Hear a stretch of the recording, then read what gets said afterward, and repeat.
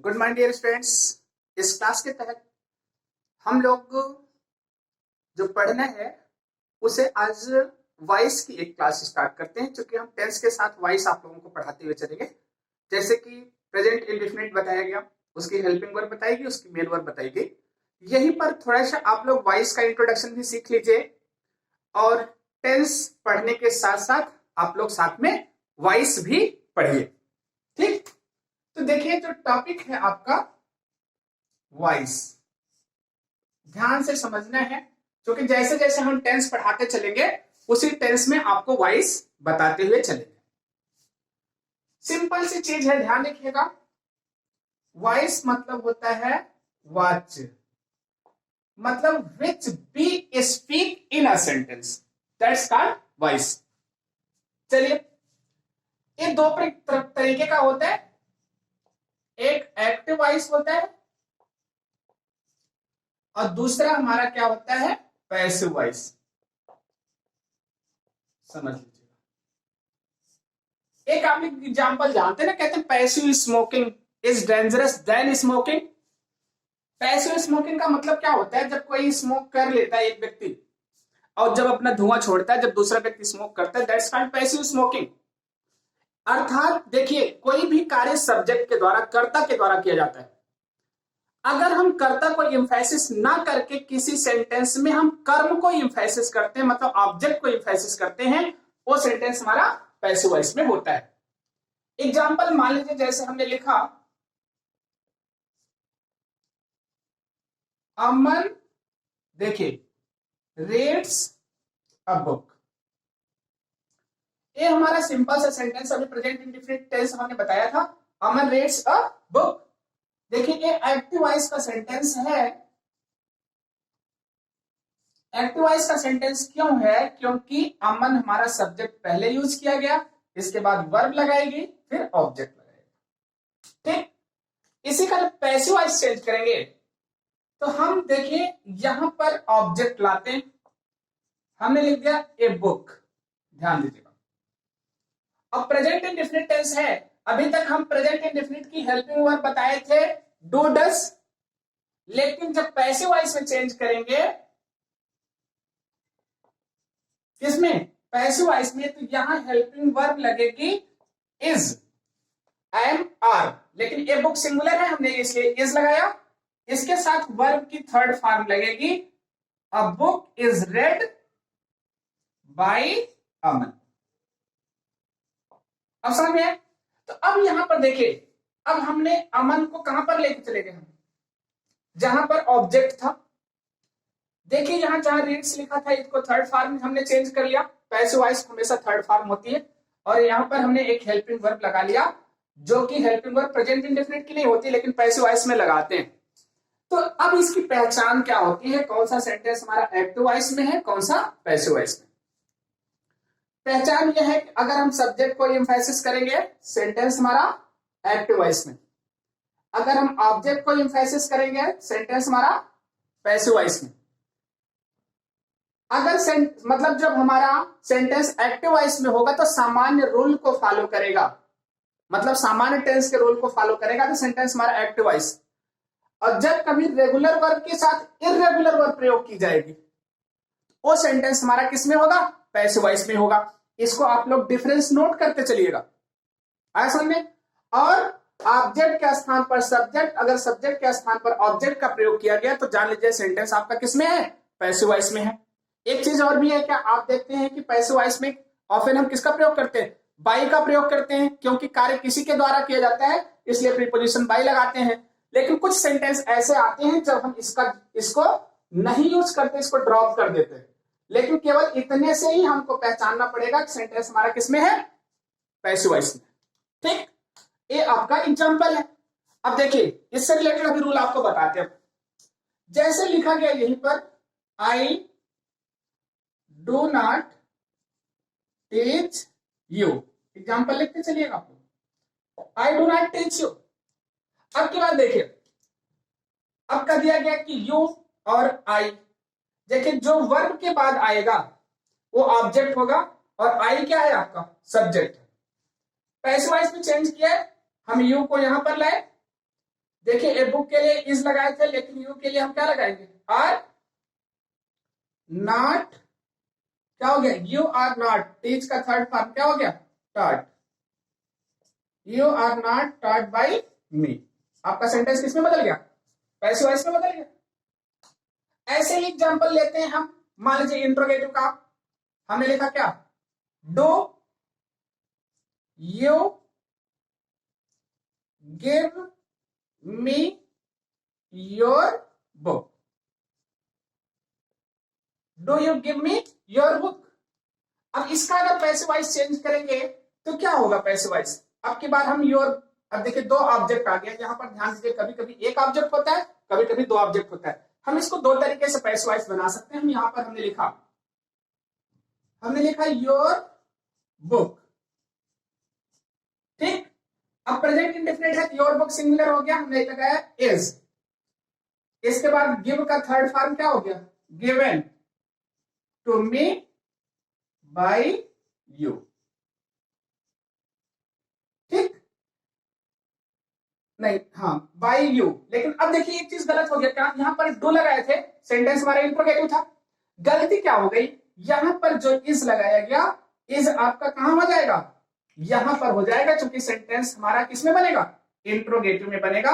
Is your book given to me by you, एक तो ऐसा बन गया। दूसरा क्या है, यहां हम मी लगाया गया है, तो हम यहां पर किसका प्रयोग करेंगे, अब की बार आई एम का, am given am I given your book,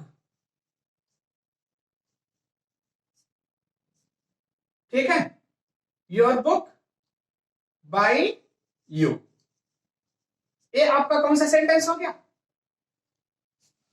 ये आपका इंट्रोगेटिव का हो गया। ऐसे अगर WH वर्ड लगा रहेगा तो हम यहां पर WH वर्ड लगा लेंगे।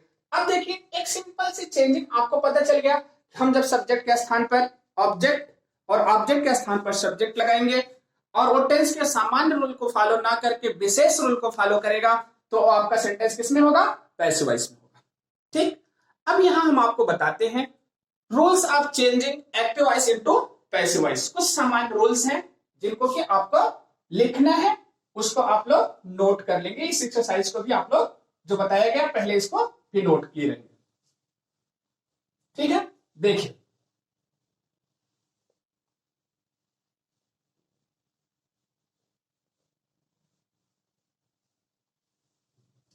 रूल क्या है आपका, उसको समझ लेना है आपको। रूल हम फर्स्ट लिखते हैं, ठीक। थोड़ा सा इंग्लिश में आप लोग लिखिएगा, हिंदी हम बोलेंगे, इसको समझ लीजिएगा। Active voice is changed into passive voice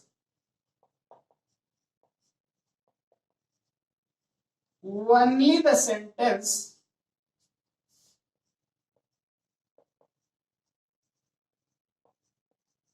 in which transitive verb is used। ध्यान दीजिएगा, अब ये आपको बताया गया है ट्रांजिटिव और इनट्रांजिटिव वर्ब। जब वर्ब बताया गया तो वहां पर आप समझ लीजिए कि जिस क्रिया में ऑब्जेक्ट होता है पैसिव वॉइस उसी की बदलती है।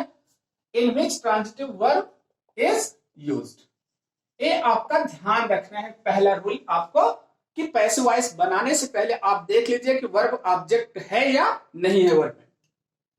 अब यहीं पर रूल 2 आता है आपका, ठीक। रूल 2 क्या है उसको समझ लीजिएगा। Object of the active voice is changed into the subject of passive voice। एकदम simple sir, object of the active voice is changed into the subject of passive voice. Rule 3 में हम जाते हैं।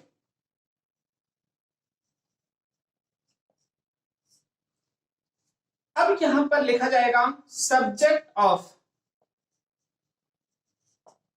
Subject of active voice is changed into the subject of active voice is changed into the object of passive voice. ठीक, अब यहीं पर आगे लिख देते हैं before it preposition by is used. इसके पहले हम किसका प्रीपोजिशन बाई का प्रयोग करते हैं। इसके बाद हमारा आता है रूल फोर्थ। देखिए मेन वर्ब, एमबी का हम क्या लिख रहे हैं, main verb is always used into third form. Main verb हमेशा किसमें यूज करते हैं, थर्ड फॉर्म में यूज करते हैं, मतलब मेन वर्ब की थर्ड फॉर्म हमेशा यूज की जाती है। इसके बाद आता है रूल फिफ्थ। ठीक, और ये रूल फिफ्थ हमारा कहता है हेल्पिंग वर्ब इज यूज्ड। देखिए helping verb is used according to the tense of passive voice। according to the tense of passive voice, passive voice के according to हम helping verb का प्रयोग करते हैं। जैसे आपका मान लीजिए हमने लिखा प्रेजेंट इन डेफिनिट टेंस, तो अगर प्रेजेंट इंडेफिनिट टेंस में आपको हेल्पिंग वर्ब लिखना है तो अब यहां पर लिखेंगे आप इज, एम, आर, इज लिखा गया, यूज्ड एज हेल्पिंग वर्ब। ठीक है, अब लिख दिया गया is, am, are is used as helping verb. ऐसे अगर पास्ट इंडेफिनिट में लिखेंगे वाज पर लिखेंगे, फ्यूचर में लिखेंगे तो विल बी, शैल भी लिखेंगे। ठीक, तो इसको, ये जो रूल आपको लिखा गया इसको आप लोग अपनी कॉपी में क्या करेंगे, नोट डाउन कर लेंगे अच्छी तरीके से कि आपको ये रूल पूरी तरीके से क्या होना चाहिए, पता होना चाहिए। इसके बाद अब आपको केवल क्या याद रखना है, मतलब केवल हेल्पिंग वर्ब याद रखनी पड़ेगी। अगर हेल्पिंग वर्ब याद रहेगी आपका फॉर्मेट बनाएंगे, फॉर्मेट के आधार पर आपका सारे सेंटेंस किसमें चेंज हो जाएगा, पैसिव वॉइस में चेंज हो जाएगा। इसके अलावा आपका इंपरेटिव सेंटेंस बचेगा और लेट का यूज वाला बचेगा, उसको विशेष तरीके से आपको बता दिया जाएगा। देखिए अब हम फॉर्मेट आपको बताए,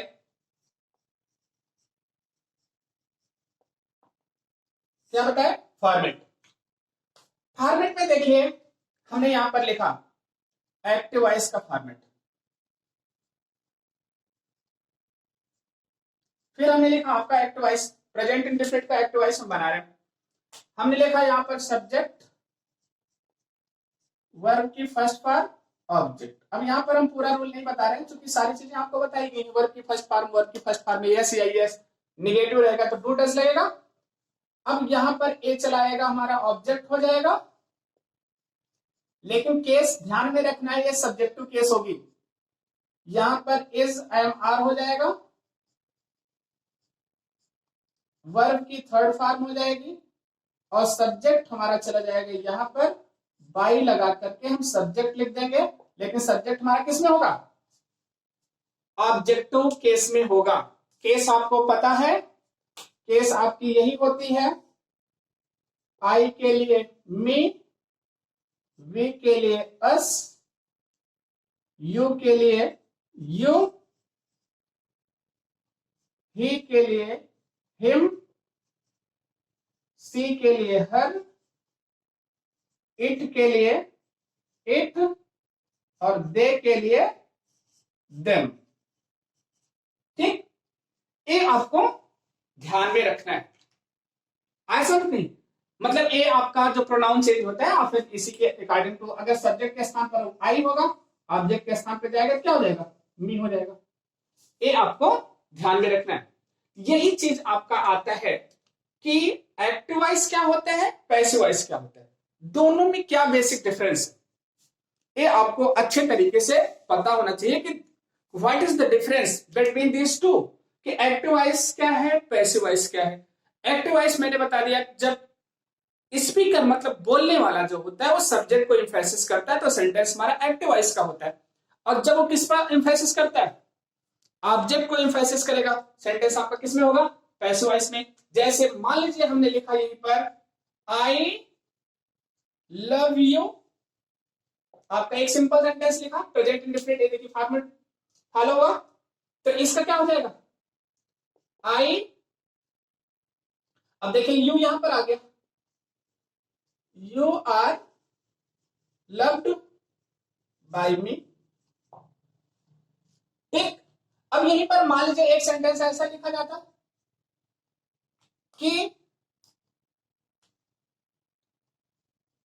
एवरी वन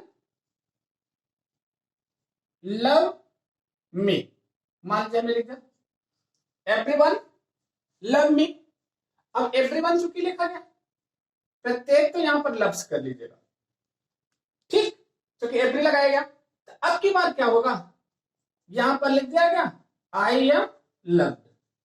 अब एवरीवन की जरूरत नहीं, हम एवरीवन को हटा दिए यहां पर, मतलब बाई लगा करके जो एवरीवन लिखना था इसकी जरूरत नहीं रही, इसको हम क्या कर देते हैं, रिमूव करके यहां पे लगा दिए।